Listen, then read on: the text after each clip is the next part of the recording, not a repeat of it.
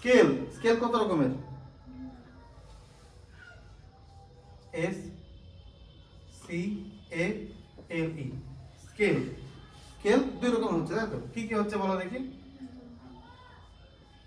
কি কি হচ্ছে বলো তো? M A J O R, major and minor, M I N O R, major এবং মাইনর। এবং আমরা শিখছি কিন্তু এখন মেজর স্কেল। মেজর স্কেল থেকে মাইনরে আসা যায়, খুব সিম্পল। যদি বাংলায় বুঝতে চাও, গা ধা নি এই তিনটের কোমল লাগালেই মাইনর হয়ে যাবে মেজর থেকে। তাহলে আমরা মেজরটা শিখলেই মাইনরটা বের করতে পারবো, তাই তো? মেজর স্কেলটা তোমাদের সমস্যা হচ্ছে, তোমরা মেজর স্কেলটাকে সবসময়ের জন্য মুখস্থ করে রাখার চেষ্টা করছো। এবং আমরা কোন স্কেল থেকে শুরু করেছি শেখা? কোন স্কেল থেকে শেখা শুরু করেছি? তোমরা কোন স্কেল থেকে শেখা শুরু করে জানো না? কোন স্কেল সেটা? মেজরের কোন স্কেল? C major. এইটা জানো না? সি মেজর দিয়ে শুরু করেছি। ভালো করে দেখো তো, সি মেজরে আমাদের কি কি নোট আছে বলো তো? কি কি নোট আছে সি মেজরে? তুমি সি মেজর স্কেল বাজাচ্ছো, সি মেজর স্কেলে কি কি নোট আছে জানো না? কি কি নোট আছে? সি বলো, D E F G A B C, আর পরে আবার ঘুরে আসছে। যদি আমরা প্র্যাকটিসে যাই, প্রথম পর্যায়ে যখন 8 পয়সা সি মেজর স্কেল বাড়িয়েছিলাম, আমরা এরকম বাড়িয়েছিলাম C D E F G A B, আবার সি ডি ই এফ এবং জি পর্যন্ত বাড়িয়েছিলাম। অর্থাৎ বাংলায় গেলে সা রে গা মা পা ধা নি, সা রে গা মা পা। পরের অক্টেভে রে গা মা পা পর্যন্ত গিয়েছিলাম। প্রথম অক্টেভে সা থেকে সা। এই তো স্কেল বাড়িয়েছিলাম আমরা। এবার বিষয়টা ভালো করে বোঝো, স্কেলটা আসছে কিভাবে, মানে এই যে সি এর পর ডি, ডি এর পর ই, এর পর এফ, এটা কি হিসাবে আসছে, হিসাবটা কেমন দেখো। মুছলাম এই জায়গাটা। তাহলে আমাদের মেন নোট কি? সা থেকে সা, কিংবা সি থেকে সি, কিংবা সি থেকে বি, যাই ভাবো না কেন। সা রে গা মা পা ধা নি, C D E F G A B, তাই তো? পরিষ্কার? প্রশ্ন থাকলে করবে, কোনো যদি বুঝতে অসুবিধা থাকে, প্রশ্ন থাকলে অবশ্যই প্রশ্নটা করো। সমস্যা আছে কিছু? কেউ কোনো কথা বলছে না, এবার প্রশ্ন থাকলে করতে হবে কিন্তু। নেই তো, এতদূর পর্যন্ত কোনো সমস্যা নেই। এবার দেখো, এবার কিভাবে এই হিসাবটা কিভাবে তৈরি করছি আমরা।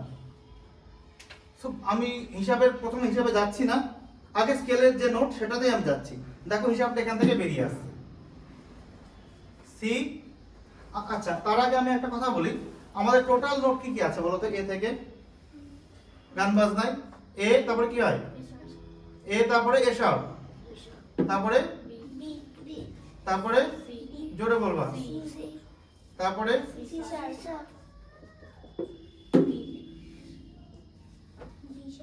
জোরে বলবা, তারপরে হ্যাঁ এফ শার্প, তারপরে জি এবং জি শার্প। দেখো আমাদের শুধুমাত্র ই এর কিংবা বি এর কিংবা ই এর কোনো শার্প নোট নেই। এই আমাদের সমস্ত টোটাল নোট। এবার আমরা স্কেলটা কি বাইছিলাম? C major scale.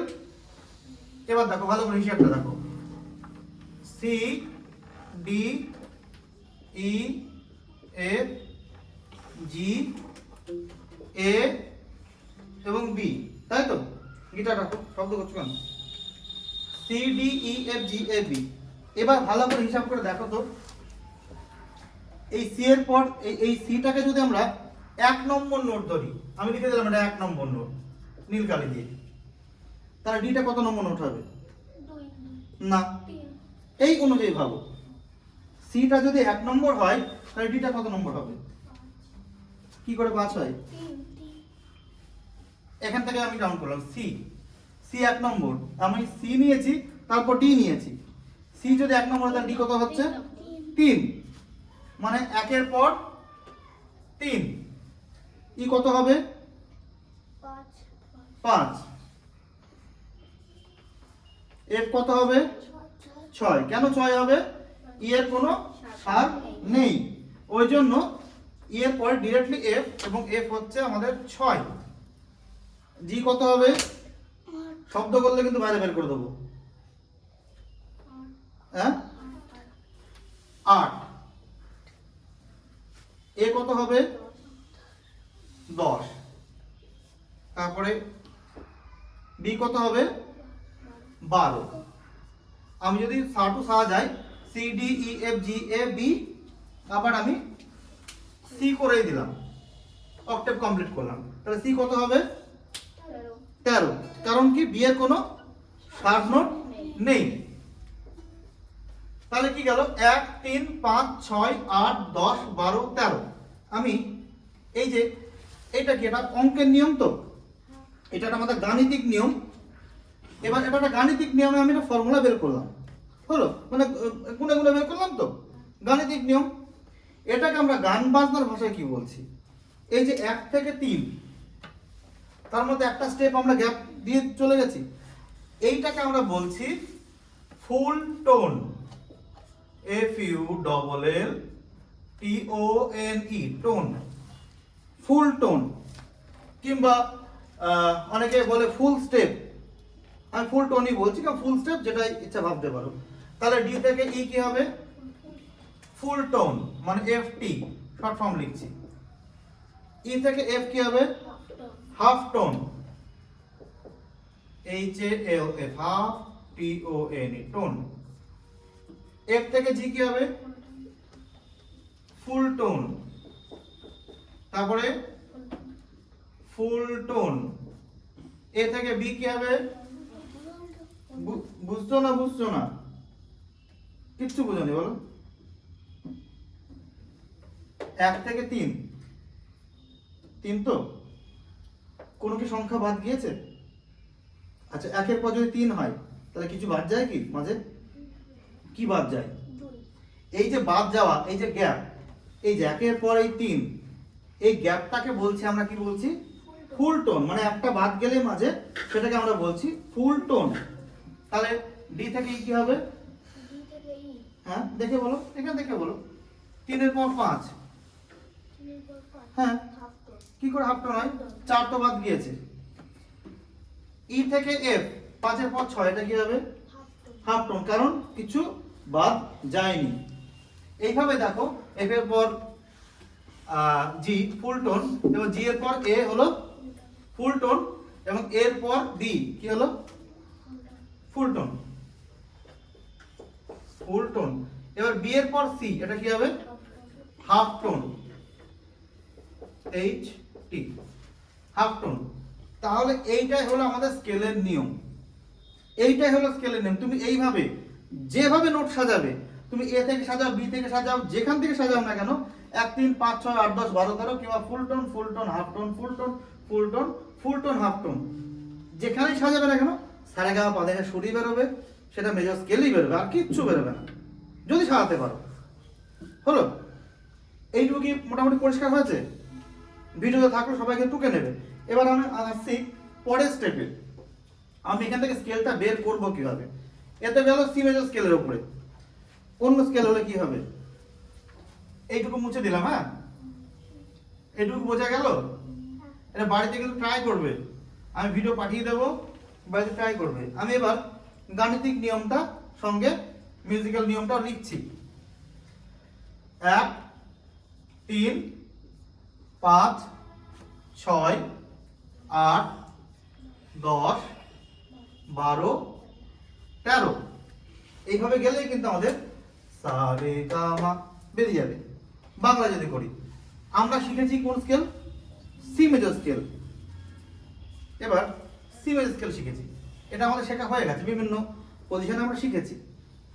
এবার যে কোনো একটা স্কেলের চয়েস করো, যে কোনো একটা স্কেল, এতগুলো নোট আছে, যে কোনো একটা থেকে স্কেল চয়েস করো। এটা আমি হ্যাঁ ই মেজর, আচ্ছা ই মেজর স্কেল তাহলে কি হবে বেরোবে? তাহলে 1 নম্বর নোটটা কি হবে ই, 1 এর পর 3 কি হবে এফ শার্প, ই এর পর এফ, তারপরে এফ শার্প, তারপরে কি হবে? হ্যাঁ, এফ জি, জি শার্প, জোরে বলো, বুঝতে পারছি না আমি। জি শার্প, তারপরে আবার কি হবে? পাশের পরে এ, তারপরে কি হবে? A A sharp B. Joyita বলো তারপরে কি হবে? ভুল করছো। বি, সি, সি শার্প,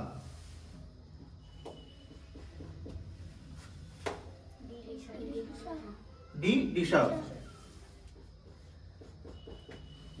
তারপরে আবার সেই ই, কারণ একই জিনিস। ই টু ই, সা রে গা মা পা ধা নি সা। এটা দেখো বাজাও, দেখো স্কেলই বেরোবে। তাহলে বোঝা গেল মেজর স্কেল কিভাবে বেরোয়। আজকে মেজর স্কেলের ব্যাপারটা করলাম। খাতায় টুকে নিও, ভিডিওটা দেখো, একটা সুবিধা হবে তোমাদের।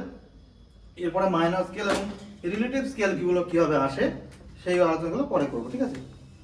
পরিষ্কার তো? কারো প্রশ্ন আছে? প্রশ্ন তো নেই আমি জানি, তুই বলো, বোঝাও তাহলে আবার। আচ্ছা, স্কেল কিভাবে আসে বোঝাও এবার। তুমি বলে সব বুঝে গেছো না, বোঝাও। তুমি উদাহরণ যাচ্ছ, আমি ফর্মুলা যাচ্ছি, উদাহরণ যাচ্ছে না। তুমি এ এসব তো লেখাই আছে কোনটায়।